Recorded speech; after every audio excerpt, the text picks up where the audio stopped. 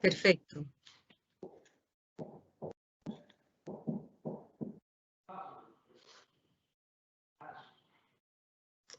Bueno, muy buenas noches. Gracias por unirse hoy a nuestra reunión de la ASIN.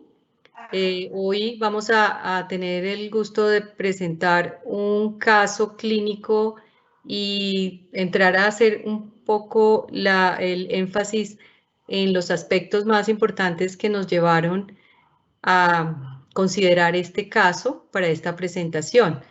Es la reunión que normalmente hacemos para presentar casos en la ASIN Central, que también la estamos compartiendo y se hace para ASIN Nacional. La dinámica va a ser esta, es la presentación del caso por nuestra Fellow de Infectología Pediátrica de primer año de la Universidad del Bosque Cardioinfantil, la doctora Joana Andrade, quien es realmente la que va a presentar y revisar los aspectos importantes del caso clínico, lactante con cuadro febril en el contexto de pandemia por SARS-CoV-2, y posteriormente nos vamos a reunir en un panel que hemos seleccionado para fines prácticos de discutir digamos, algo del caso, la experiencia que hayan tenido con situaciones similares y también ayudar a focalizar las preguntas que surjan de todos ustedes. Entonces, el panel va a estar integrado por la doctora Lorena Acevedo, que es intensivista pediatra que tuvo a cargo el manejo de este paciente durante su estancia en la unidad de cuidado intensivo pediátrico de la cardioinfantil. El doctor Germán Camacho, pues ampliamente conocido, sin duda, nos representa en el capítulo también central y nacional de OMI. La doctora Patrick Sarmiento, que nos representa el área del Oriente, de los Santanderes, infectóloga pediatra de Bucaramanga.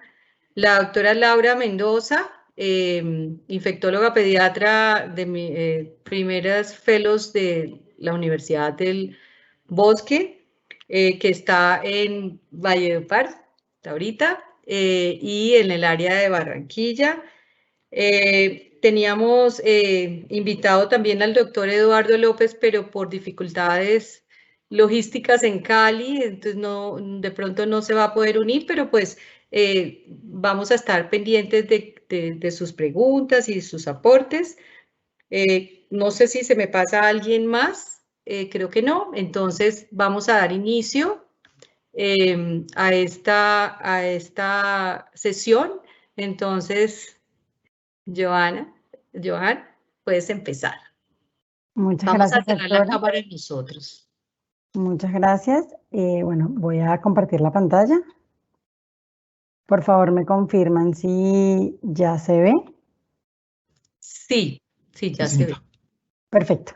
Bueno, buenas noches para todos. Mi nombre es Joan Andrade. Yo soy fellow de infectología pediátrica de primer año de la Universidad del Bosque, en la Fundación Cardioinfantil, y pues el día de hoy vamos a presentar un caso clínico. La dinámica, como lo dijo la doctora Marta, vamos a hablar un poco sobre la presentación como tal del caso y posteriormente haremos una revisión del tema.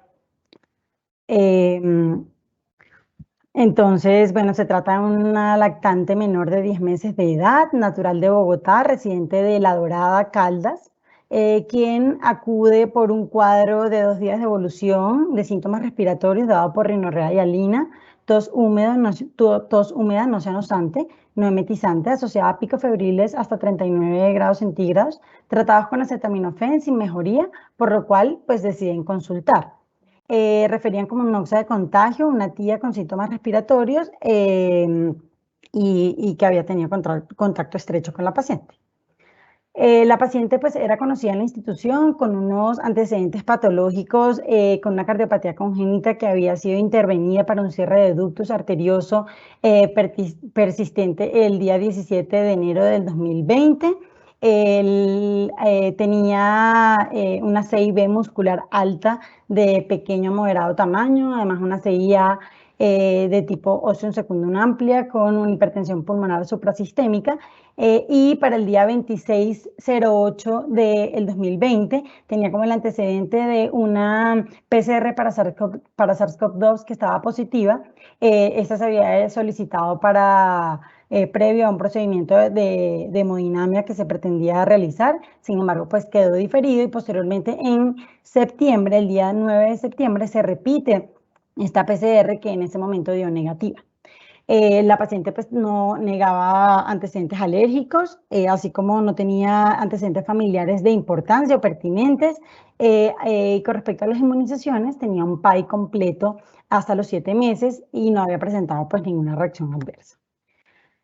Con respecto al examen físico de ingreso, una paciente que presentaba una frecuencia cardíaca de 148, con una frecuencia respiratoria en 35, una tensión que se encontraba dentro de metas, saturando el 92%, aire ambiente.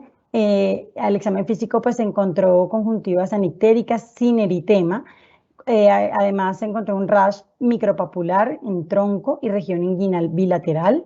El soplo sistodiastólico grado 2 en todos los focos, pues justificado en su patología de base. Recordemos una CIB y una CIA.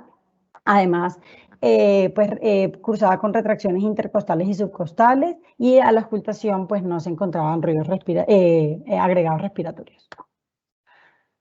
Se solicitaron para clínicos de ingresos que se encontraba un hemograma con trombocitopenia en 80.900 plaquetas, una BCG en 2, PCR en 0.04, creatinina que se encontraba en 0.5, con BUN en 14, función hepática que se encontraba normal y se le solicitó en el contexto de una paciente sintomática respiratoria, se le solicitó un FilmArray respiratorio, el cual reportó SARS-CoV-2 positivo.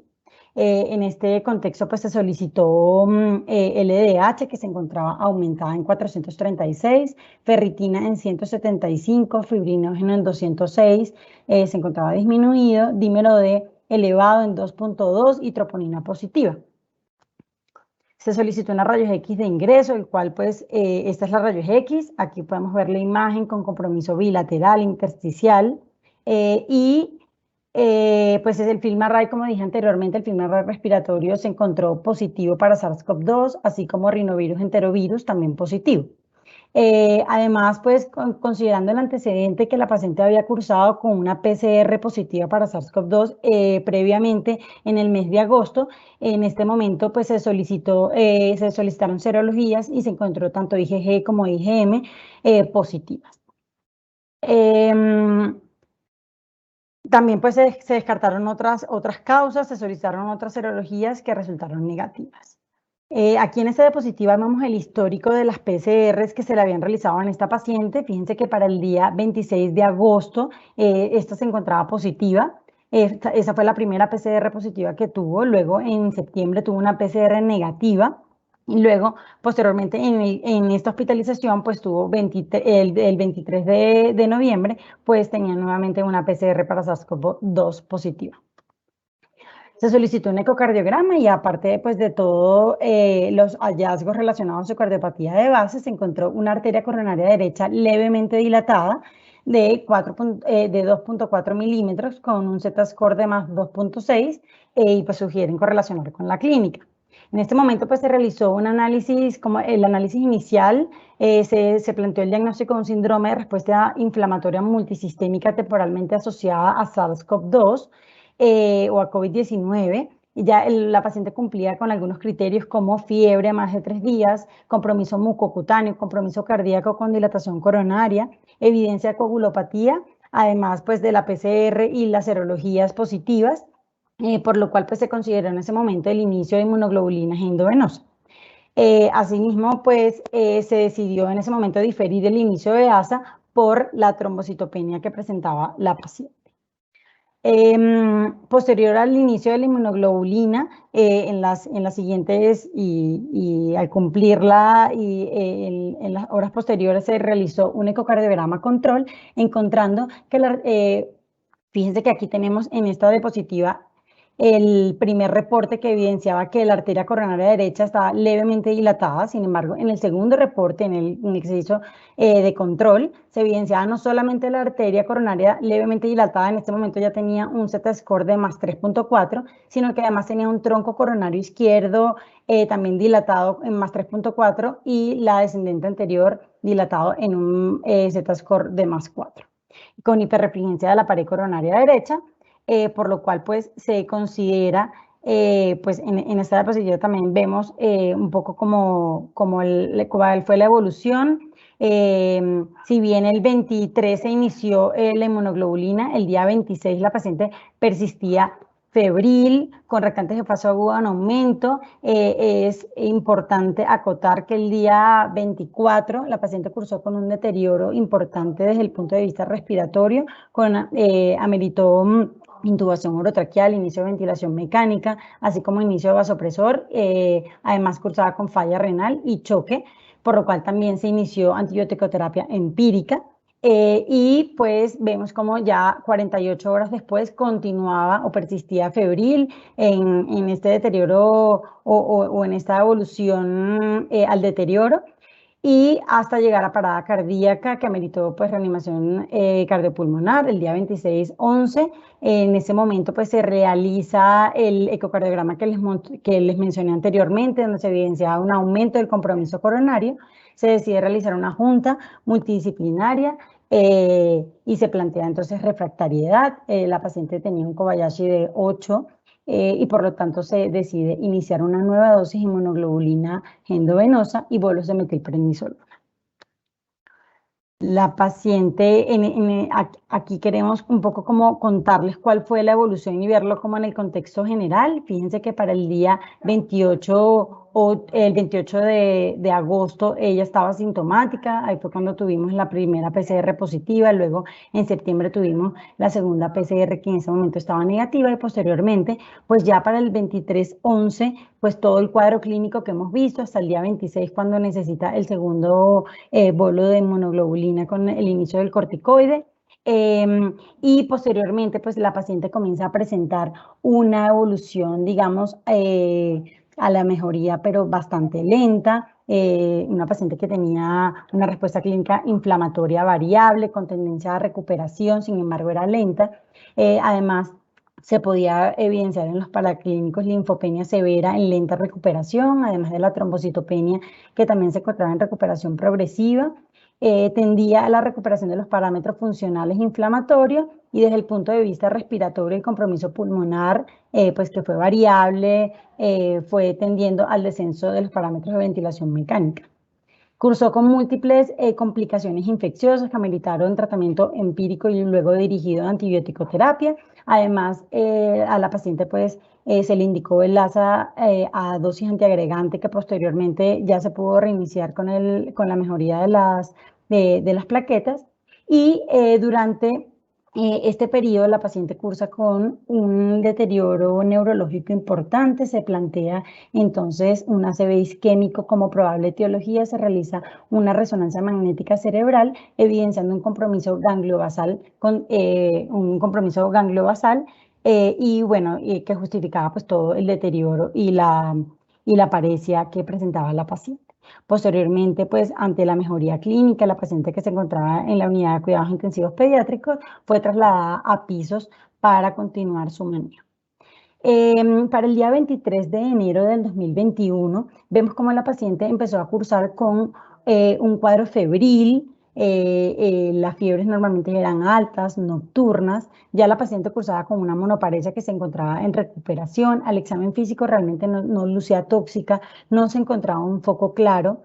Y desde el punto de vista de laboratorio se encontraba una linfopenia severa con plaquetas normales, sin embargo tendían a la trombocitopenia y se empezó a ver un compromiso y una elevación bastante importante de los reactantes de fase aguda.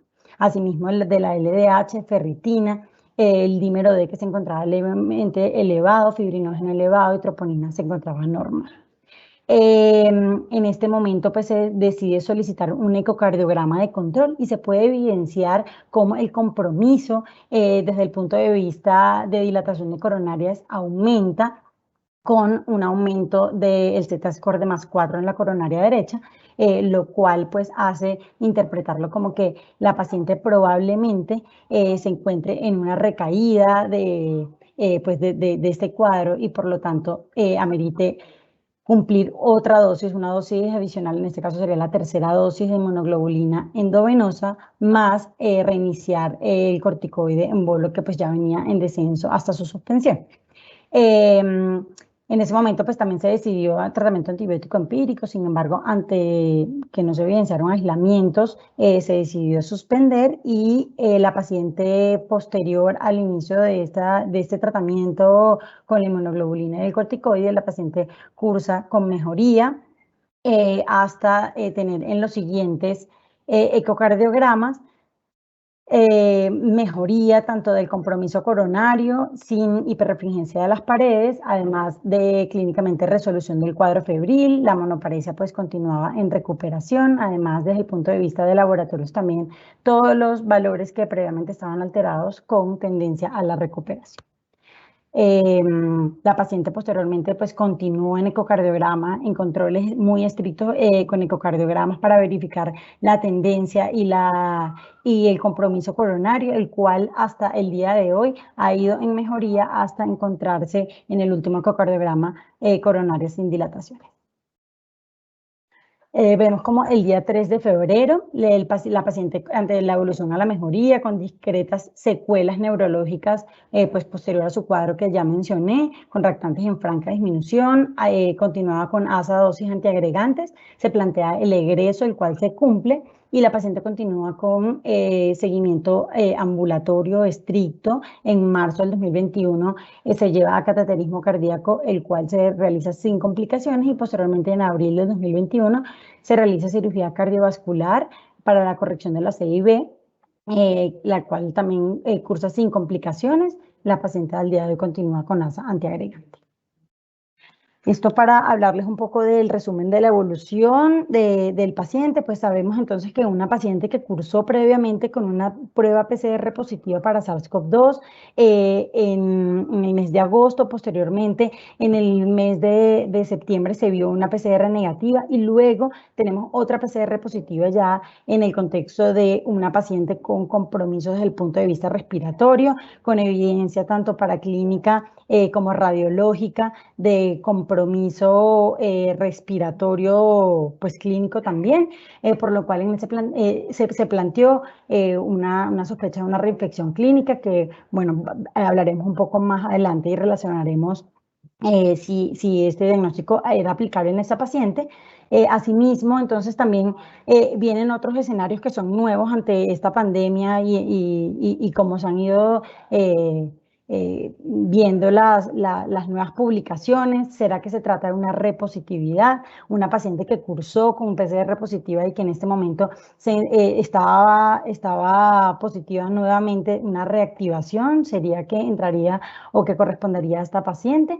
O estamos ante pues indudablemente la paciente cursó con un SIMSTAC, pero pues sería un SIMSTAC tardío o era que estaba relacionado a la reinfección que en este momento tenía y correspondería a un fenotipo justificable para todos los datos, tanto clínicos como paraclínicos que se documentaron en esta paciente.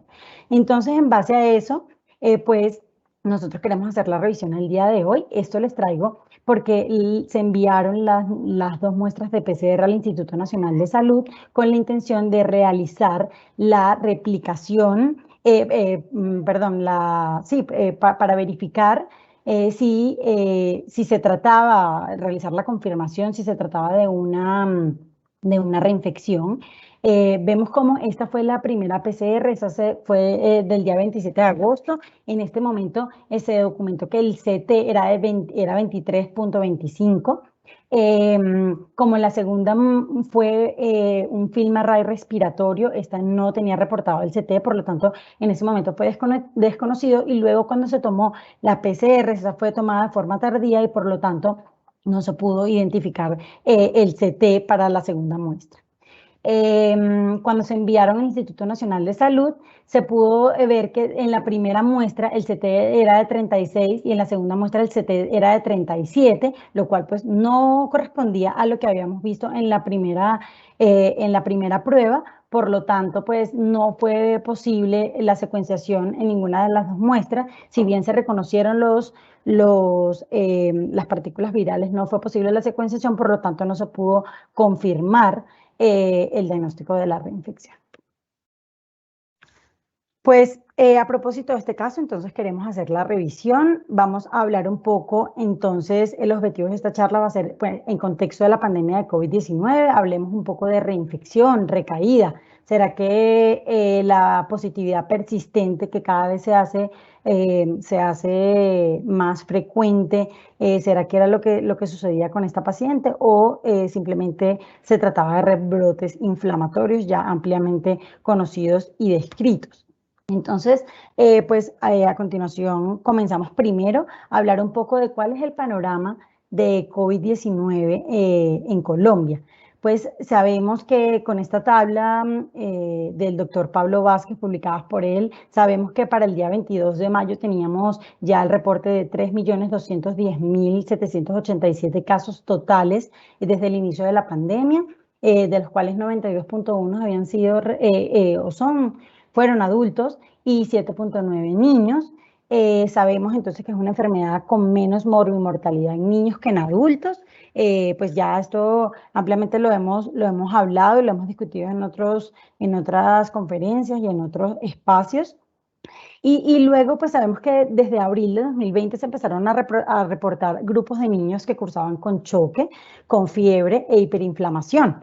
Y a partir de esto, pues se dieron ya pues toda la observación y la publicación de ciertas series de casos que nos permitieron entonces hablar y ya conocer el síndrome inflamatorio multisistémico temporalmente asociado a COVID-19. Sabemos que inicialmente veíamos que pues, se puede apreciar en esta gráfica cómo aumentaban los casos, el número de casos iban en aumento, pero que estos no se correspondían con el porcentaje de pacientes o el aumento de los infectados por SARS-CoV-2. Entonces, esto era como inicialmente como era bastante contradictorio o dudoso y posteriormente pues ya lo pudimos definir, se hizo la definición de casos. Sabemos que Colombia adoptó la definición de caso de la OMS y sabemos que pues ya lo conocemos como SIMSTAC, compromete a los niños entre 0 y 19 años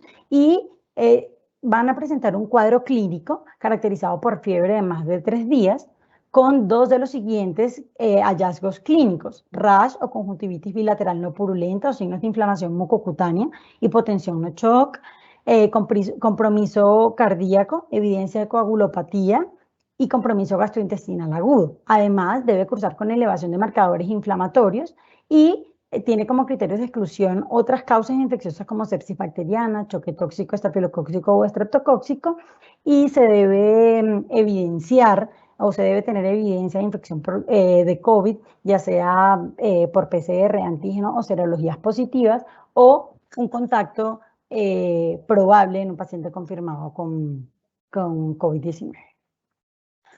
Ya posteriormente pues tuvimos las publicaciones de las series de casos, esta de Estados Unidos, ya la mayoría la conoce, pues sabemos que a partir de ella se podía verificar cuáles eran las características clínicas que se veían en los pacientes que cursaban con este síndrome.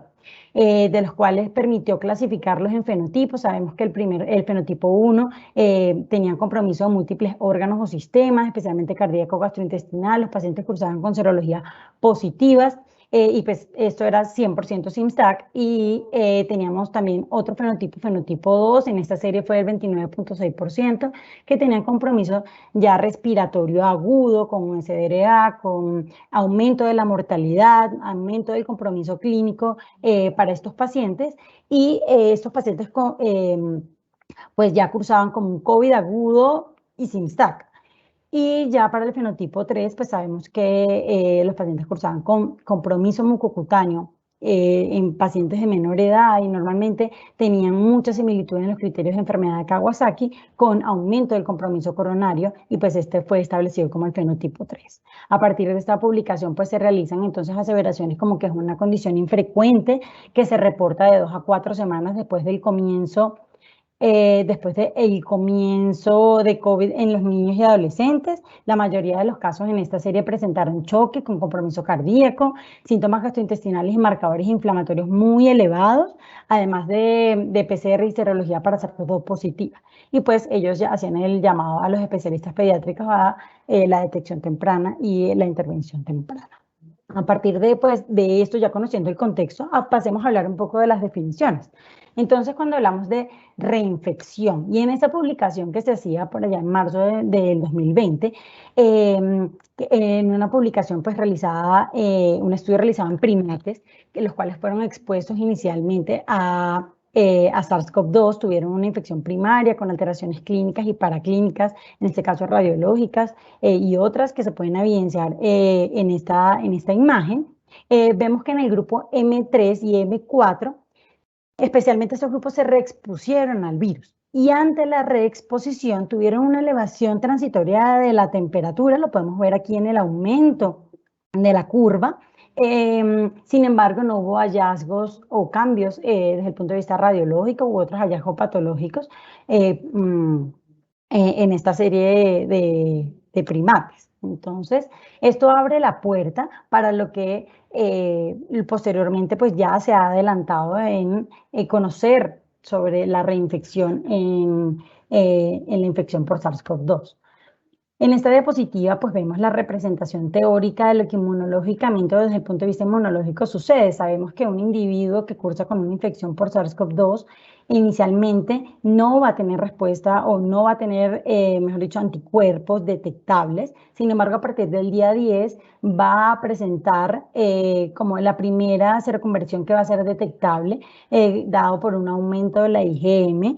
Y el aumento de la IgG pues ya va a ser más progresiva, sin embargo va a ser detectable generalmente a partir de la semana 3 y 4. Entonces esto es justificable en lo que vemos y en lo que hacemos normalmente en la práctica diaria con los pacientes posteriormente, después de alcanzar sus títulos más altos, la inmunoglobulina G empieza a descender de forma progresiva y pues daría paso con el tiempo a algunas ventanas que podrían facilitar, por ejemplo, la reinfección. En esta diapositiva vemos la sensibilidad de la PCR y los test serológicos en las diferentes etapas o estados de la infección por SARS-CoV-2. Fíjense que en la parte de arriba vemos en la PCR cómo en las fases tempranas de la infección, en las fases más avanzadas y en las fases avanzadas de la infección, podría tener o es el momento en el que tiene una alta sensibilidad, la PCR. Sin embargo, pues esta va a disminuir ya en las etapas de recuperación y post-infecciosa, digámoslo así. Sin embargo, pues en algunos casos esta podría continuar positiva y pues ya esos son casos que vamos a hablar un poco posteriormente para que se deban interpretar de forma adecuada. ¿Qué pasa cuando ese paciente es reexpuesto? No todos los pacientes, ojo, solamente hay, esto realmente son casos bastante infrecuentes, pero en el caso de la reexposición podría cursar con reinfecciones y este sería el momento donde nuevamente la PCR tendría una alta sensibilidad. Mientras que con respecto a los test serológicos, pues todo lo contrario, ellos van a tener una baja sensibilidad en las etapas agudas de la infección o de la enfermedad. Sin embargo, ya en la parte avanzada y en la parte de recuperación es cuando vamos a tener una mayor sensibilidad y esto, como dije anteriormente con la diapositiva pasada, pues es lo que justifica lo que hacemos en la práctica clínica diaria. En esa publicación que se realizó en mayo de 2020, pues ya se hablaba formalmente de casos de reinfección en adultos de 81, 87 y 85 años, adultos que habían cursado con PCR negativas y remisión completa de los síntomas y que posteriormente habían tenido PCR positivas después de 2 PCR negativas al día 2 y 5, después de las 2 PCR negativas, y habían cursado con síntomas respiratorios leves asociados. Entonces, en esta diapositiva, lo que queremos mostrar es que, pues, un individuo que tiene una infección por SARS-CoV-2 sale una PCR positiva, sin embargo, luego tiene una PCR negativa y luego otra PCR positiva. Esto se podría deber a ciertos planteamientos y pues a continuación las hacemos. ¿Será que se debe a un estatus inmunológico o corresponde solo al estatus inmunológico, que tenemos una dificultad o una alteración en la respuesta de los linfocitos T y linfocitos B porque están exhaustos, porque están comprometidos, o se debe más a factores del virus, como que quedan copias remanentes de SARS-CoV-2, que hay una baja replicación de ellas, o es que el paciente se reexpone y que por lo tanto hace una reinfección y teniendo luego una PCR positiva.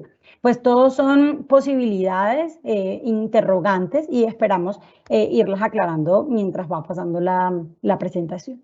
Estos fueron casos ya reportados todos en adultos, sintomáticos en su mayoría, pues algunos asintomáticos, de reinfecciones. Tuvieron un tiempo medio entre las PCRs positivas de 48 a 142 días, con un tiempo medio de 101 días.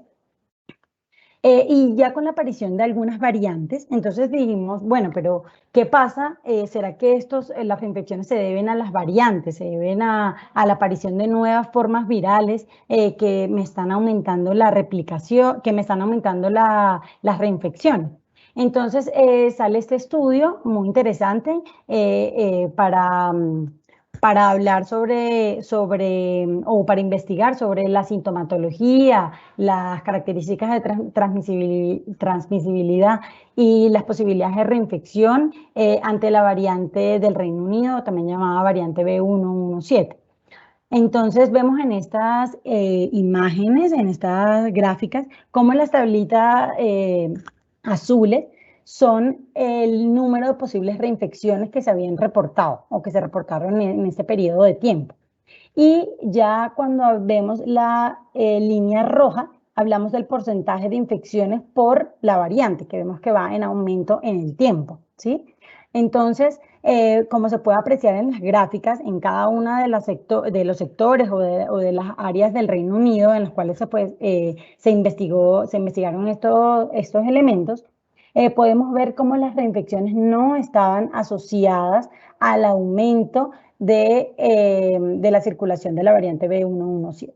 Por lo tanto, pues ellos concluyeron que la prevalencia era muy baja de posible reinfección, ya en este caso era 0.7%, y que la reinfección no es más probable en el contexto de esta variante. No es más probable que lo que conocíamos antes de SARS-CoV-2. Esto podría significar que si se crea una inmunidad adecuada durante la primera infección, podría ser suficiente para proteger contra la reinfección en presencia de la variante B117, como se sospechaba antes de conocer esta variante. En última instancia, esta es una señal positiva de que la inmunidad construida a través de la vacunación con variantes preexistentes también podría ser eficaz para la variante del Reino Unido. Esta fue la conclusión de este estudio. Y pues muy interesante a propósito de eso. Y entonces sabemos ya que hay casos de adultos, ya sabemos qué pasa con las variantes, y entonces qué pasa con la población pediátrica. Específicamente en los adultos sabemos que la diseminación viral puede ser persistente en secreciones respiratorias hasta por 90 días después de la primera prueba positiva o después de la aparición de los síntomas. En esta cohorte de pacientes, la duración media de diseminación en pacientes pediátricas del virus en secreción respiratoria fue de 34 días en un rango de 17 a 110 días, lo cual fue un dato muy importante y revelador en la población pediátrica, y se podía ver que, pues si bien habían algunos pacientes que persistían con PCRs positivas, cuando se trataba de analizar estas PCR, se encontraba que el CT, que hace referencia al número de ciclos en un ensayo de PCR necesario para ampliar el ARN viral y para alcanzar un nivel detectable, este CT va en aumento, lo cual es inversamente proporcional a la presencia o la detección del virus. ¿Qué quiere decir esto? Que si bien los pacientes continuaban con PCRs positivas, con el paso del tiempo se veía que con el aumento de CT se podía evidenciar que estos pacientes no representaban un peligro o no era transmisible este virus que lograba identificarse por prueba de PCR. Y esto sucedió en todos los pacientes, todos los que habían tenido o que tuvieron PCRs persistentemente positivas, en su mayoría, o mejor dicho todos, tuvieron un aumento del CT hasta que esto, interpretado de forma adecuada, se sabía que no representaba ningún peligro. En esta publicación, a pesar, pues ellos concluyen que a pesar de persistir con una PCR positiva, no se detectó replicación viral luego de 8 días de inicio de los síntomas en ese grupo de pacientes. ¿Eso qué significó? Eso significa que si bien, y lo podemos adaptar a lo que vemos en el día a día, pues si bien los pacientes pueden tener PCR positivas en una adecuada interpretación tanto del CT como del contexto clínico y pues individualizar de cada paciente, se puede dar recomendaciones más acertadas con respecto al aislamiento y otras recomendaciones a cada paciente. A partir pues de toda esta información, el CDC pues ya estableció el protocolo en el cual pues establece que la duración desde una prueba de PCR positiva previa es de más de 90 días y un CT un CT menor a 33 para poder hablar de reinfección. O aquellos pacientes que tengan una prueba positiva entre los días 45 y 89 con respecto al día a la PCR, a la primera PCR, y además que tengan un CT menor a 33, lo cual, como dije anteriormente, significa que el virus es detectable, que el virus es replicable, y además que el paciente curse con síntomas típicos de COVID-19 o que haya tenido contacto con un paciente confirmado. Además, pues se hace la sugerencia de comprobarlo desde el punto de vista del laboratorio, y esto fue lo mismo que adoptamos en el consenso colombiano con respecto a la denominación de caso sospechoso de reinfección sintomática, la cual quedó como el diagnóstico previo de infección por SARS-CoV-2 confirmado con prueba molecular o prueba de antígeno, con un paciente cursando con un nuevo cuadro sugestivo de infección por SARS-CoV-2 después de 90 días a partir de la fecha en la que se confirmó el primer episodio infeccioso, y también pues descartar otros diagnósticos diferenciales tanto infecciosos como no infecciosos que expliquen la sintomatología del paciente. Además, pues como último criterio, que el resultado de la PCR debe ser positiva. Idealmente se debe consultar el valor del CT al laboratorio, y si el CT es menor o igual al primer episodio infeccioso, menor a 35 en el caso del consenso colombiano, pues se decide favorecer al escenario de la reinfección y se atiende entonces como un caso sospechoso de reinfección sintomática. ¿Cuándo vamos a confirmarlo? Cuando cumple con todas las variables que ya fueron mencionadas anteriormente y además que tenga una comparación genómica entre el virus del primer episodio infeccioso y el segundo episodio infeccioso, que fue lo que tratamos de realizar con nuestra paciente, para que demostraría, en este caso, que hay diferencias entre los virus secuenciados. Se recomienda en el consenso colombiano la realización de esta secuenciación genómica en las muestras tanto del primero como del segundo evento infeccioso, y se considera diagnóstica la identificación de los diferentes linajes. Si se logra identificar que el linaje es diferente, eso ya daría el diagnóstico de reinfección. Si por el contrario se identifica que es el mismo linaje viral, se podría considerar como una reactivación, pues obviamente en el contexto de cada paciente y verificando pues todos los elementos del caso. Perfecto. Bueno, ya con respecto a la recaída, hablemos de la recaída, pues en esta publicación en mayo del 2020 se hablaba de 414 pacientes que cursaron con COVID-19. Estos pacientes estuvieron hospitalizados y posterior a su egreso fueron trasladados a un centro de cuarentena estricta en el cual pues se disminuía o se evitaba la reexposición al virus. Y en este tiempo, pues se realizaban tomas de PCR cada 3 a 5 días, posteriores a que el paciente tuvo la primera PCR negativa. Es decir, paciente que tuvo COVID, PCR positiva, luego una PCR negativa, es trasladado a este centro de cuarentena estricta y luego cada 3 a 5 días se realizan las PCR por 14 días y luego semanal por 14 días más. ¿Cuáles fueron los hallazgos? Pues se pudo evidenciar que 69 pacientes, que fue el 16.7% de los casos, presentaron un nuevo test positivo en todo este seguimiento que se realizó. Y esto pues permitió entonces diferenciar a los pacientes en 3 grupos: el grupo de los pacientes que tuvieron una sola admisión, que fueron el 83.3%, el grupo que tuvieron 2 admisiones, que pues fue el 12.8%, y ya el restante fueron los pacientes que tuvieron inclusive 3 admisiones. En este caso, pues se aseguraba que el paciente no había sido reexpuesto, o sea, no había tenido exposición nuevamente al virus, por lo cual, pues no podría tratarse de una reinfección.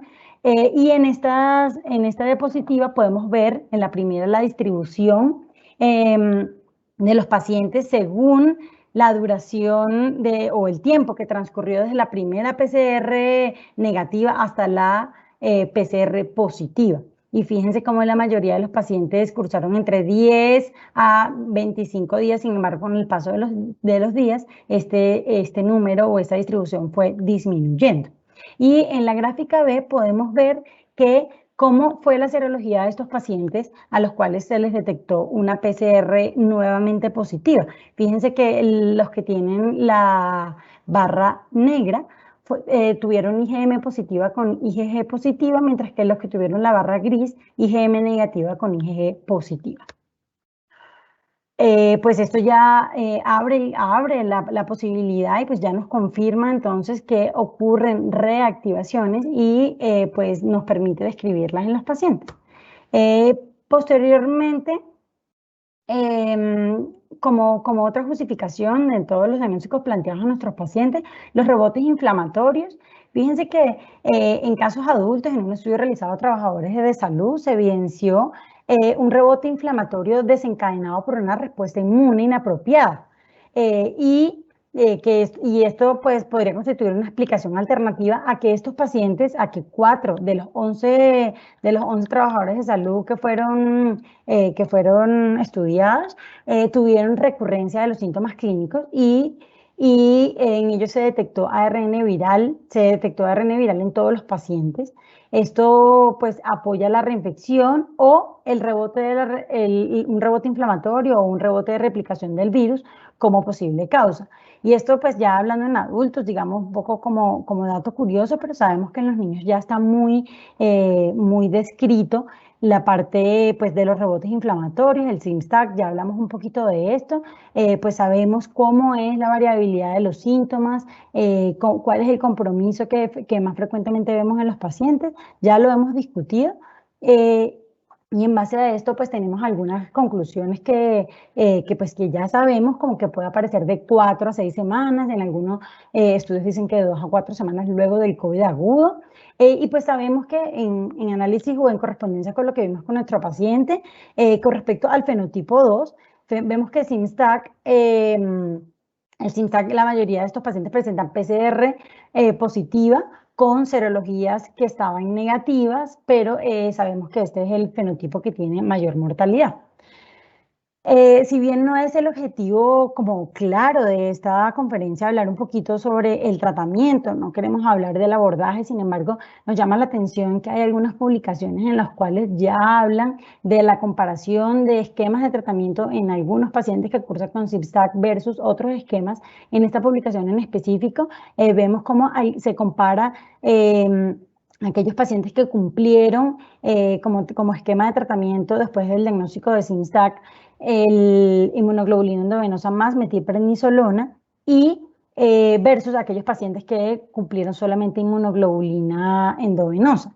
Y podemos evidenciar en esta gráfica, en esta tabla ya de forma más clara, cómo la falla de tratamiento en aquellos pacientes que cursaron con o que se trataron con inmunoglobulina y metilprednisolona fue muchísimo menor, fue solamente el 9% versus aquellos, el 38% que fueron tratados con inmunoglobulina endovenosa sola. Entonces, pues esto es un elemento que nos llama mucho la atención, si bien sabemos que ya está establecido en los protocolos y ya está ampliamente conocido cómo los esquemas de tratamiento y cómo se deben individualizar dependiendo de las características clínicas de los pacientes, pues nos pareció interesante pues traer esta revisión. Asimismo, sabemos que se considera, a propósito de nuestro caso, de nuestra paciente, se considera enfermedad refractaria cuando un niño tiene fiebres persistentes y o afectación significativa de los órganos diana a pesar del tratamiento inmunomodulador inicial. En este caso, tal como sucedió con nuestra paciente, una vez instaurado el tratamiento, vemos que no cede el cuadro clínico, por el contrario, hay aumento del compromiso de órganos diana. Y en esta publicación del Colegio Americano de Reumatología, las clínicas para el tratamiento del ZIP/STAC en niños, quisimos traerle este algoritmo que nos pareció muy interesante, en el cual ellos proponen que si bien aquellos pacientes en los que se inician como tratamiento de primera línea inmunoglobulina más metilprednisolona a dosis bajas o moderadas, pero que presentan enfermedad refractaria, pues ellos sugieren iniciar metilprednisolona a dosis altas o dosis altas de anakinra. Versus aquellos pacientes que se les colocó en terapia de primera línea, como fue el caso de nuestro paciente del caso clínico, inmunoglobulina endovenosa, pero que cursan con enfermedad refractaria. Entonces, en este caso, puedes iniciar con metilprednisolona a dosis bajas o moderadas y posteriormente ir en ascenso o dosis altas de anakinra. Ellos sugieren que si bien está descrito el uso de inmunoglobulina en los siguientes bolos, ellos sugieren que han visto que en la mayoría de los pacientes cursan con aumento de los efectos adversos de la inmunoglobulina, dado por sobrecarga de volumen, anemia hemolítica, entre otras, y que pues ellos preferirían no utilizar segundas dosis de inmunoglobulina, sin embargo, sugieren adaptarlo al contexto de cada país, de cada hospital. Sabemos que la literatura reporta resistencia a inmunoglobulina en casos de Kawasaki que ameritan pues intervenciones específicas. No es el tema de esta conferencia, pero pues quisimos traerlo para recordar que si bien esto no es enfermedad de Kawasaki, pues nos ha servido bastante como toda la experiencia en este tema para ayudarnos un poco en esa entidad. Y por último, pues los falsos negativos. Sabemos que están descritos las tasas de falsos negativos, por ejemplo, que difieren o no varían en las diferentes series de casos. En esta específicamente tiene una tasa de falsos negativos de 12.5, en la cual podría justificar que un paciente tenga una PCR positiva, luego una PCR negativa y luego positiva. ¿Será que el segundo fue un falso negativo? Entonces, pues sabemos que esto está reportado la verdad hay necesidad de aclarar bien y mejorar como estrategias de diagnóstico, sobre todo para poder dar recomendaciones más acertadas con respecto, pues basadas en evidencia para que repercutan en la salud pública en este momento de nuestros países. Otras series de casos que pues hablan de tasas más altas de falsos negativos. Por ejemplo, en estas 15 de 70 pacientes tuvieron PCR positivas posterior a 2 PCR negativas. Eso fue una tasa de falsos negativos de 21.5%. Entonces es importante tenerlo en cuenta y pues mantenerlo como siempre presente en nuestra práctica diaria. Y bueno, ya para hablar de conclusiones, pues un poco mensajes para llevar a la casa. Sabemos que la persistencia y la repositividad de la detección de la PCR para SARS-CoV-2 es un escenario difícil que debe ser interpretado de forma individual en el contexto de cada paciente, explicando un poco pues, las características, el CT, el tiempo, y pues es un escenario que se ve cada día más frecuente. Sabemos que la reinfección es posible, aunque es realmente infrecuente en pediatría, pero pues está descrita y tenemos que tenerla presente, sobre todo cuando tengamos casos similares a este que describimos el día de hoy. La clínica y los paraclínicos apoyan la sospecha clínica. Esto es muy importante y nos va a ayudar para realizar el diagnóstico. También pues estamos ante un nuevo escenario, la inmunidad para la infección por SARS-CoV-2 en niños.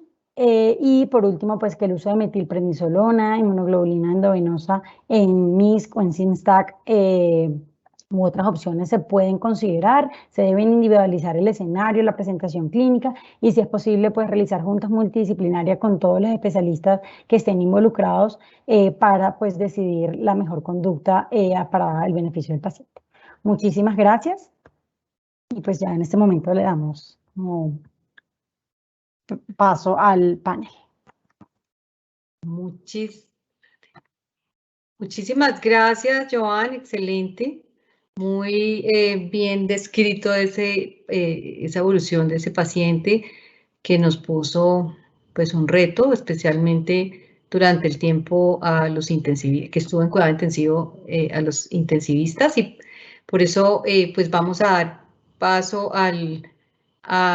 creo que puedes cerrar la pantalla, ¿sí? Quedó todavía ahí. Vamos a invitar digamos, al panel que tenemos, es un panel de amigos muy queridos que quisimos, pues, por cuestión práctica más que todo, no todo se puede hablar en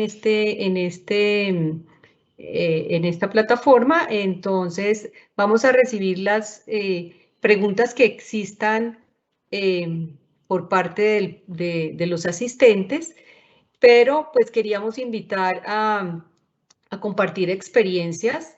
Está pues de nuevo, obviamente, Joan, que es nuestra fellow que presentó y revisó el caso y el tema. El doctor Germán Camacho, muy conocido por todos, representando a la Junta Nacional y a Bogotá, al Central, por el Hospital de la Misericordia. Está Laura Mendoza, la doctora Laura Mendoza, una de nuestras alumnas, la primera de los primeros fellows del programa de infectología de la Universidad del Bosque, ahora trabajando en su región, en la costa, representando a la costa en Valledupar y Barranquilla. Tenemos a la doctora Lorena Acevedo. Lore, no sé si se me perdió un momentico, es intensivista pediatra, Lorena Acevedo, intensivista pediatra de la Fundación Cardioinfantil, que estuvo realmente a cargo de este niño que realmente fue esta niña, un reto. Y pues no veo a Patrick, que le habíamos pedido y no sé si fue que no se pudo unir, y Eduardo López por el área occidental. Doctora, la doctora Patrick sí está. Ay, Patrick, ¿quieres prender tu cámara? Bueno, pues queremos invitarlos pues, a que nos hagan preguntas, comentarios, si Germán o Laura han tenido experiencias de casos y Patrick similares o que nos puedan compartir, o si tienen, digamos, preguntas o interpretaciones de este paciente. Lore, ¿estás por ahí? Que quería... Creo sí, estoy acá. Sí. ¿Me escuchan? No, sí, pero no te vemos. Sí se ve. ¿Sí? Ah, bueno, yo no la veo. Bueno, bienvenida, Lore.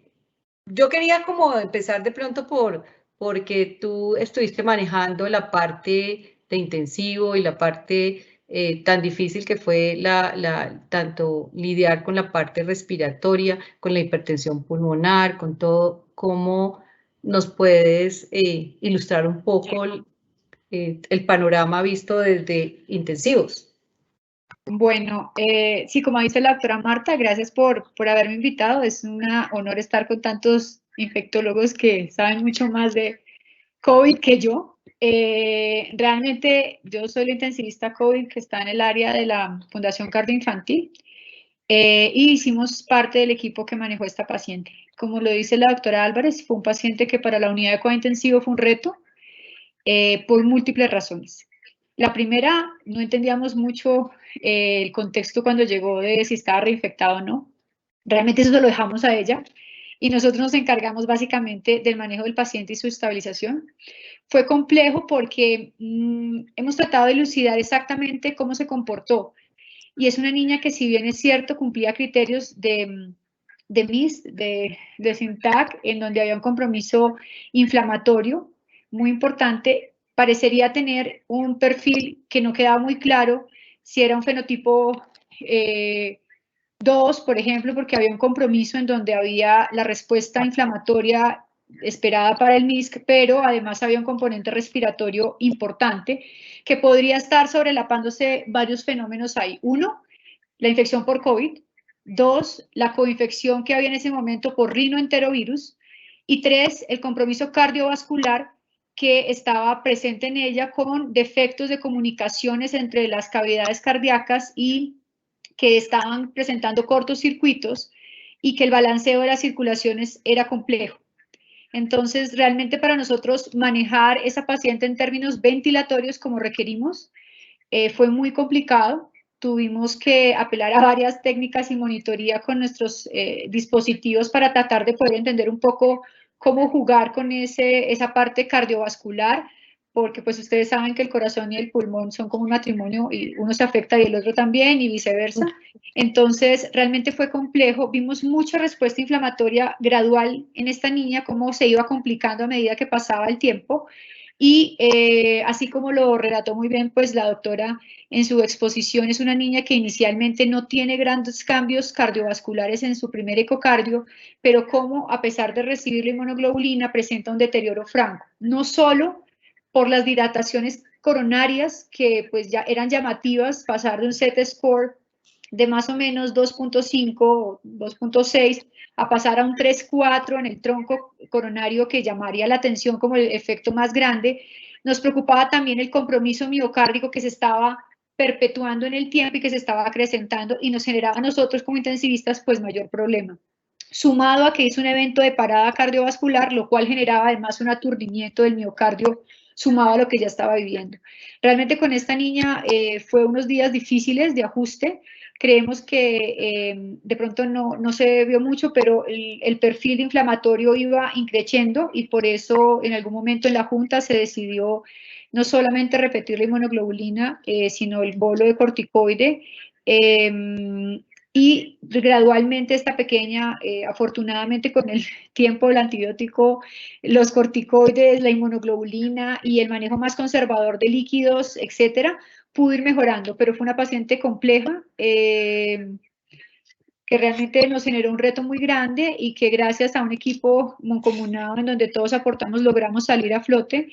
Y tan solo hace un par de días la vimos en su corrección de la CIB, que tanto problema nos dio por ser tan amplia. Entonces, no sé si tenían una pregunta puntual frente al manejo de cuidado intensivo de esta paciente frente a la parte infecciosa.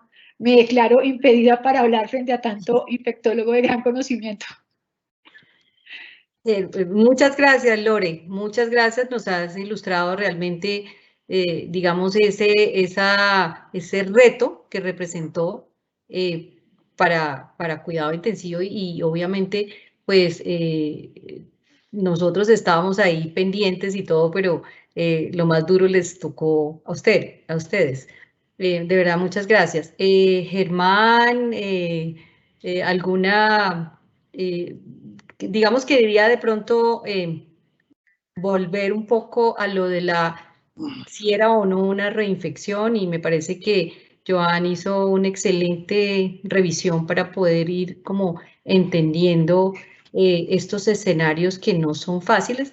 En esta niña sí lo pensamos y creemos que sí lo pudo tener, solamente que muy posiblemente las muestras perdieron la calidad para poder interpretar, porque pues definitivamente sí teníamos un ACT bajo inicial, que implica que hizo una infección aguda, y el segundo, pues aunque era la muestra del FINARRAE, pues era una muestra respiratoria que se había conservado, pero cuando se llevó, se detectó en el instituto, pero no se pudo replicar. Ahí quedamos si es que era tardía y se reactivó después, o realmente si era una reinfección. No sé, Germán, si has tenido en la misericordia que tienen tanta paciente tan complejo, situaciones similares de interpretación. Pues sí, mira, hemos tenido en Misericordia hasta el momento 33 pacientes con síndrome inflamatorio multisistémico hasta esta semana, de más o menos 700 niños confirmados positivos de COVID. Más o menos estaba como un 4%, o sea, un poco mayor que lo que reporta la literatura, pero pues porque obviamente, como están más malitos los de síndrome inflamatorio multisistémico, pues obviamente llegan por ser hospital de referencia. Pero no hemos tenido ningún caso de esos 33 casos que tenemos en la serie, ninguno con sospecha de reinfección, ni como el caso que se presentó esta noche. Creo que es un caso muy interesante porque plantea precisamente muchos retos. Realmente poder confirmar la reinfección es difícil porque el criterio para confirmar la reinfección finalmente es el criterio molecular, y ni tenemos la costumbre de guardar las muestras. Ustedes muy bien las pudieron recuperar y las tenían, pero mira que incluso cuando se logran recuperar las muestras no siempre se pueden procesar. Entonces tenemos estas dificultades y muchas veces ni siquiera se conservan, y entonces a la hora de la verdad pues es muy difícil lograr confirmar los casos de reinfección. Pero creo que con la definición que del CDC y la definición que se planteó en el consenso, sería un caso sospechoso. Además que está justo en el tiempo casi de los 90 días entre lo que puede ser reinfección y reactivación, o sea, hasta para eso es bien complejo, porque uno de los criterios sencillos es, bueno, más de 90 días uno puede pensar en reinfección y menos de 90 en una reactivación, y probablemente pues aquí está en el escenario de la mitad de los dos. Entonces creo que es un caso muy interesante porque, como acuérdense, hace un año justo, estábamos recordando, hace un año y un mes estábamos conociendo esta enfermedad, los primeros casos del Reino Unido. Entonces pues no nos deja de enseñar todo el tiempo. Se está aprendiendo de ella, y creo que pues que lo importante es poder generar estos espacios de discusión para poder generar epidemiología local y conocer cómo ha sido nuestro comportamiento, y yo creo que vale la pena que con esta revisión excelente publiquen este caso, aunque para dar la discusión de qué pudo haber sido en esta niña. Muchas gracias. Bueno, qué bien, qué rico que esté Eduardo acompañándonos. De verdad, excelente. Yo sé que tuviste dificultades por las circunstancias actuales en tu ciudad, y pues bienvenido.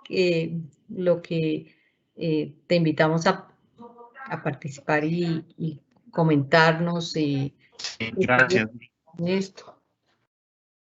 Vale, bueno, pues en primer lugar, gracias por la invitación. Es realmente un gusto estar aquí. Muy buena presentación, muy interesante caso y sobre todo un reto gigante. Yo sí quería hacer un par de comentarios o preguntas como para traer a discusión. Uno de ellos se tiene que ver, bueno, cuando hablan de reinfección, completamente de acuerdo que es es muy raro, como tú lo mencionas, y hay un punto que, digamos que soporta la condición de que sea rara la reinfección, y es que vemos cómo a pesar de que los anticuerpos, la inmunidad humoral cae rápidamente, o no rápidamente, pero cae, hay algo que es más difícil de medir, pero que sin duda juega un papel importantísimo tanto en infecciones naturales como en vacunación, que es la inmunidad humoral, y se ha demostrado que, sobre todo en adultos, estas infecciones persisten, muchas de ellas hay una estimulación antigénica persistente en tejido epitelial intestinal, y esa estimulación persistente estimula células B de memoria que van a protegernos por mucho tiempo. Entonces, yo creo que eso hace parte o una explicación por qué es tan rara la reinfección, pero sin duda ocurre, pues eso está ampliamente descrito. Algo que yo quería como preguntarles es la posibilidad de que este niño haya tenido enfermedad de Kawasaki. Un Kawasaki como que siempre hemos conocido hace 2 años. Pues hace 2 años este niño hubiéramos dicho es un Kawasaki sí, quizás completo o algo, pero es un Kawasaki pues sin ninguna duda. Entonces yo sé que tuvo pues un COVID reciente, pero pues quizá este niño tuvo un Kawasaki, y el problema es que es casi que pues muy difícil realmente diferenciarlo. Ahora, ¿en qué cambia la conducta? Pues no mucho. Yo creo que todos hubiéramos hecho lo que ustedes hicieron, inmunoglobulina, esteroides. Ahí me surge también una pregunta: el uso de anakinra quizá hubiera sido también una posibilidad como para considerar. Se tiene buena experiencia con anakinra en Kawasaki resistente, y en pediatría también se tiene algo de experiencia, pues bastante experiencia con este medicamento, obviamente no los infectólogos, pero sí el grupo de reumatología. Entonces esas son como preguntas que me quedan, pero pues bueno, hay muchas otras que podríamos discutir por mucho tiempo, pero ya quería darle la palabra a otros. De acuerdo, doctor. Realmente lo consideramos, estuvo como entre lo que pasa es que había un factor distractor, que en este caso era que cursaba con una PCR positiva en ese momento, y además el compromiso respiratorio pues que era nuevo. La verdad, sí entraría y sería, como usted misma lo dice, como un elemento bastante difícil de comprobar que este paciente cursara solo con un Kawasaki tradicional del que hemos visto toda la vida. Pero pues todos los factores, y como en el contexto general del paciente era lo difícil de interpretar, y por eso pues la sospecha, porque no solamente era la dilatación coronaria, pues sino también los otros compromisos. Hay algo importante, sí tenía, digamos, lactante, ¿cierto? Y los lactantes menores de 1 año, cuando hacen Kawasaki, lo hacen atípico, incompleto, que sería este paciente, porque realmente tendría la fiebre, que en ese momento pues era como de 4 días, el compromiso de piel, y la parte coronaria, porque realmente los demás no entraban, no tenía conjuntivitis, no tenía otras cosas, pero pues es el lactante menor de 1 año que puede hacer esas presentaciones, ¿ok? Y se puede haber asociado a la coinfección, o de pronto más bien el enterovirus rinovirus pudiera haber sido como el desencadenante o asociado. Sin embargo, y el comportamiento también de resistencia y después de recaída. Pero lo que llama la atención es que usualmente con los casos de Kawasaki atípico, la recuperación en las dilataciones aneurismáticas no son tan rápidas como lo que se ha venido describiendo en el MIS o SINTAC, que generalmente lo que uno está viendo, claro, no sabemos a largo plazo, porque sí vale la pena hacer el seguimiento a largo plazo, no sabemos si más adelante van a aparecer retracciones o alteraciones que nos digan que se parece al Kawasaki tradicional clásico que hemos conocido. Pero en esta niña llama la atención que después de semejante cuadro tan, digamos, intenso y con resistencia y recaída, tenga en este momento coronarias normales, que no lo esperaría en un Kawasaki atípico, y sería lo que le hace a uno pensar que de pronto sí fue más SINTAC. Eso yo creo que nunca lo vamos a poder saber, sino con la evolución en el tiempo. Muchas gracias de verdad, pero eso también es algo que nos ha tenido pensando en esta niña, y pues obviamente el seguimiento a largo plazo, como se ha recomendado, debe hacerse. No sé si hay, Laura, si tienes alguna pregunta, Lore, y sí, voy a mirar si ustedes ven algunas preguntas que tengan. Yo no las veo en este momento, pero si alguien, Patrick o alguno más quiere, pero pues yo creo que es un área de discusión ahorita, sí. Yo quería preguntar algo rápidamente, me perdí un poquito en la discusión de la presentación del caso, pero tuvo algún problema neurológico también, ¿cierto? Sí. Sí. Tuvo una parada y después, no, pues de todas maneras ella tuvo un dímero D supremamente elevado, y no sabemos si hubo algo o trombótico o isquémico asociado, no solo con la parada, sino pues con su estado inflamatorio y de hipercoagulabilidad. De hecho, en algún momento también se pensó que estaba haciendo como una linfohistiocytosis hemofagocítica o un más, digamos, porque tuvo visitopenia, tuvo una linfopenia muy severa, hiperferritinemia, pero no cumplió completamente aunque se acercó, no los cumplió, porque podría haber tenido ese escenario y también explicar la parte neurológica que a veces se ve en estos pacientes. Sí, lo pregunto porque pues definitivamente yo me imagino que ustedes también lo están viendo, estos niños con COVID que hacen estos fenómenos neurológicos tan frecuentes. Está esta serie que se publicó en JAMA hace un par de meses quizá, en donde cerca del la cuarta parte de los niños con COVID o con COVID severo hacen problemas neurológicos que tienen una amplísima gama de manifestaciones, incluyendo pues, infartos o problemas desmielinizantes, encefalopatías, hipertensión endocraniana. Entonces, pues eso es algo que nosotros hemos visto aquí en Cali en las últimas semanas y que pues quizá hace parte de lo que esta niña tuvo también. De acuerdo. Excelente punto, de verdad. Hola, Patrick. ¿Podría agregar una cosa con respecto a lo que el doctor Mesa acaba de nombrar? Sí. Lo que pasa es que en esta niña en particular sí nos cuestionamos mucho si lo que estábamos encontrando era un compromiso neurológico por COVID, porque realmente aunque hace un evento de parada, cabe anotar que nosotros encontramos la alteración neurológica un tiempo después, porque cuando la hace está con soporte vasoactivo, ventilada, bajo sedación y bloqueo.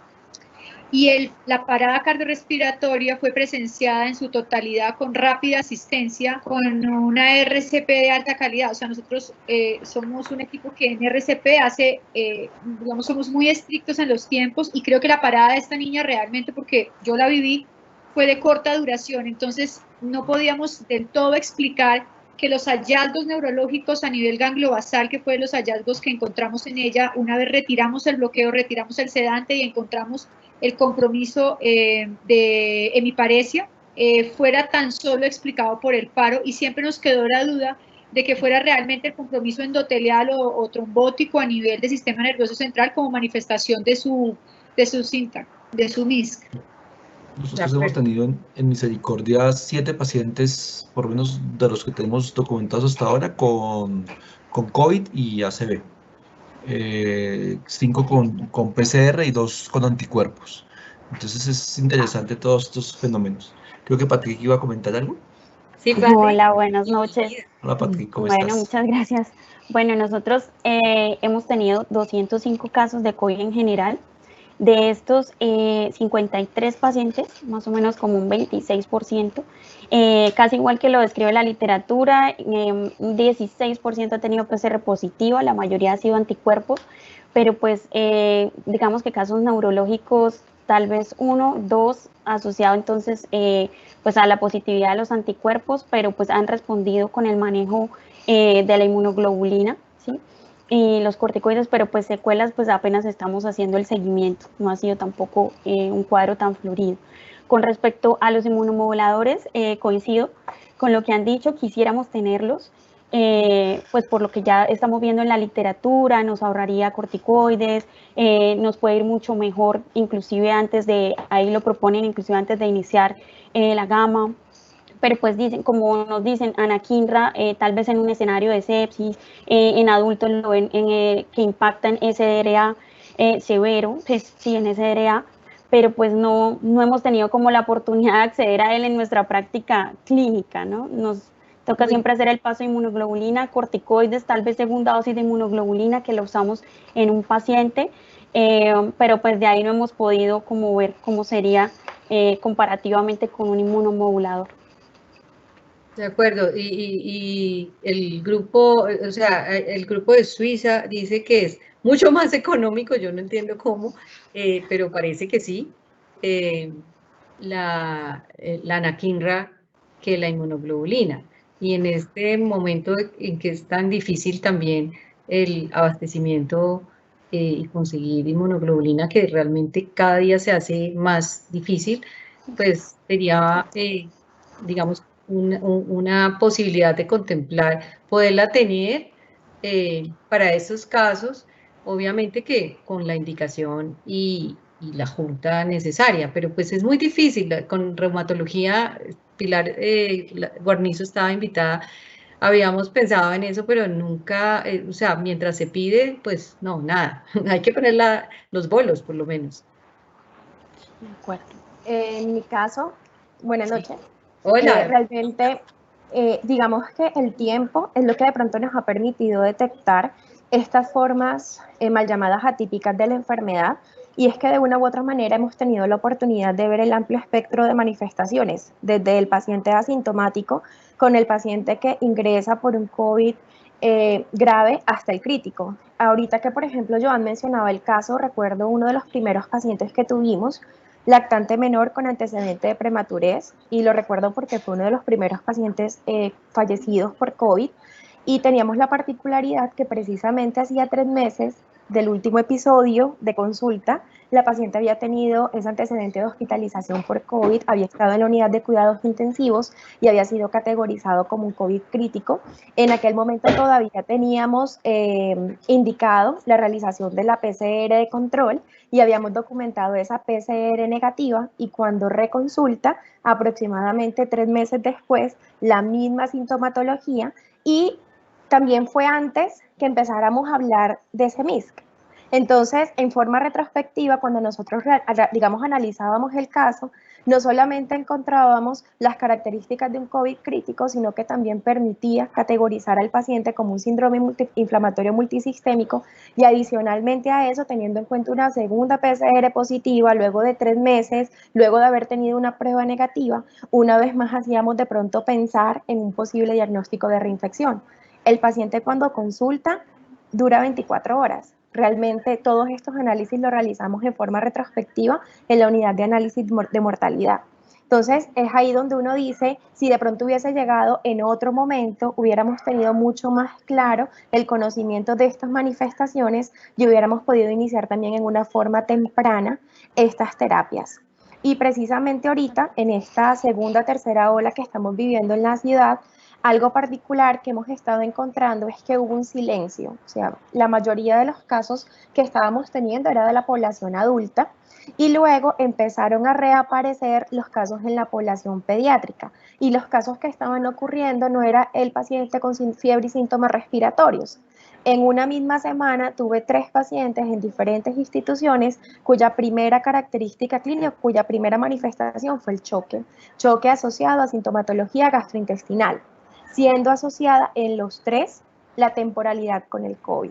De esos 3, a los 2 últimos, que fueron los que llegaron de pronto en una forma más tardía, por decirlo de esa manera, le logramos instaurar el tratamiento de síndrome inflamatorio multisistémico, la inmunoglobulina. Realmente no hubo necesidad de administración temprana de esteroide, hubo necesidad de inicio de esteroide teniendo en cuenta el antecedente de choque, no por otro criterio, y salieron. el primer paciente, recién hicimos la unidad de análisis y en forma retrospectiva, teniendo en cuenta que el reporte de SARS-CoV-2 nos llegó tardío también, hicimos el diagnóstico retrospectivo de un síndrome inflamatorio multisistémico. Entonces, realmente estamos con la alerta de estas presentaciones y definitivamente identificarlas en forma temprana para evitar estos desenlaces negativos o fatales en la población. De acuerdo, y qué bien es ese caso que presentas, que retrospectivamente pues se parece mucho a este, sin duda, ¿sí? Sin duda. Yo creo que la idea es que sigamos, digamos que en comunicación para ir guardando estas experiencias y juntándolas, porque yo creo que nos ayudan. Había un aspecto que sí quería y que con Patrick estuvimos conversando, es cómo hacemos para que digamos, para seguir una ruta apropiada de las muestras y que lleguen al Instituto Nacional de Salud y se nos puedan procesar, como en este caso, que de todas maneras nosotros de pronto pues mandamos inicialmente a otro sitio, esas muestras pudieron estar alteradas por la congelación y descongelación, y posiblemente cuando ya llegaron al instituto, obviamente ese CT no se iba de la primera muestra, que en la máquina que detectó, las detectó muy bajas, en el instituto ya la detectan alta, quiere decir que ya perdió la viabilidad de pronto ese virus para poder ser después genotipificado. Y el otro, pues, se detectó, pero también, pues el CT era alto, sin poder saber si fue por la manipulación de congelar y descongelar. Entonces, quizás, digamos que tener como más claro que lo mejor es enviarlo directamente al instituto con digamos, un contacto. El contacto no fue tan fácil al principio para nosotros. Eso fue llamando por todos lados a ver quién, y finalmente se envió, pero pues no tuvimos éxito. Pero que de pronto todo fuera dirigido a ellos, a menos que hayan grupos, como en Medellín de pronto, que ellos tienen un centro de investigación y que pudieran ayudar más rápidamente. No sé en Cali cómo sea, o en Bucaramanga, o Germán, para poder enviar y poder tener como la posibilidad de llegar al diagnóstico real, ¿no? Como en este caso, poder hacerlo y no suponerlo. Bueno, yo creo que, Eduardo, ¿sí? No, yo solamente iba a decir, yo solamente iba a comentar algo, que este caso, lo que acabas de decir de hacer el diagnóstico y no suponerlo, y este caso expone, y los casos que han compartido pues los otros panelistas exponen la necesidad de tener, se está haciendo un estudio, estamos haciendo un estudio aquí en Cali, en el Hospital Universitario en Imbanasco, en conjunto con, pues es un NIH sponsor por el NIH, un grant que nos financió el NIH, es lo que quiero decir, de buscar biofirmas, son como biofirmas de pronóstico y de diagnóstico a través de unas plataformas de deep learning, ¿no? Como de aprendizaje profundo bioestadístico, en donde estamos comparando niños con COVID severo, niños con SIMSTAC y niños con Kawasaki, cuando es posible diferenciarlos, para en algún momento, a través el objetivo final es con un microchip, con un chip, poder y con una biofirma específica de cada una de estas patologías, y también en un grupo de controles sanos, niños sin absolutamente ninguna patología que asisten a consulta externa, poder saber de una forma clara y precisa a través de esta biofirma inmunológica qué es exactamente lo que tiene el niño. Obviamente esto es un proyecto a largo plazo y pues muy ambicioso, pero este tipo de casos exponen la necesidad de ese tipo de desarrollos diagnósticos y pronósticos. Pero bueno, el caso estuvo magnífico. Felicitaciones, muchas gracias. Estoy seguro que todos aprendimos muchísimo. Muchas gracias, de verdad, sí, bueno. y pues invitadísimos de nuevo. Gracias por compartir, no sé si había más preguntas, pero creo que ya estamos en el tiempo justo para que todos nos vayamos a descansar. Gracias, Lore, Patrick, Joan, Gracias. Germán, No, obviamente con mucho gusto. Eduardo, y no sé si me falta, y yo. Bueno, Gracias. gracias. Bueno, Gracias. que estén muy bien. Buenas noches. Feliz noche. Bien. Buenas noches para Buenas noches, todos. muchas Gracias, Joan. Gracias.